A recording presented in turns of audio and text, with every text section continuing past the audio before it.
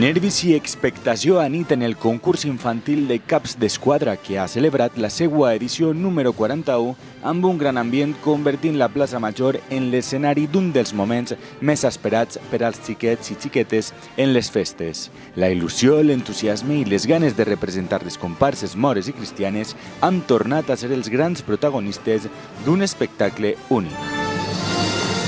Este any, dos noms femenins s'han fet amb el concurs. Silvana Soler, de la comparsa Marineros, s'ha proclamat guanyadora del bàndol cristià després de desfilar a ritme de la marxa Aragonesos 99. La representant cristiana, d'11 anys, ha destacat per la seva elegància i el perfecte domini de comandar l'esquadra amb seguretat i orgull.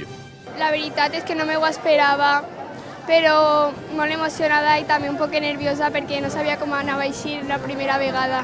Gràcies a ma mare, ella m'ha ensenyat tots els passos i la coordinació.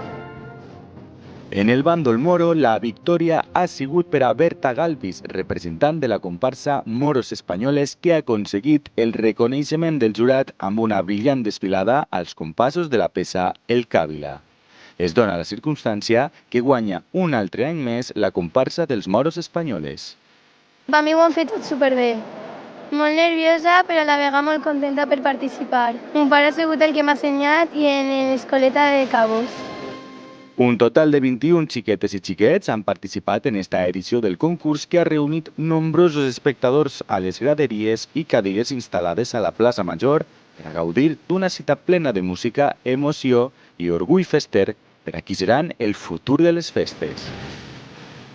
Les esquadres han estat integrades per representants de les comparses que han omplit l'escenari amb la seva il·lusió i el seu esperit fester.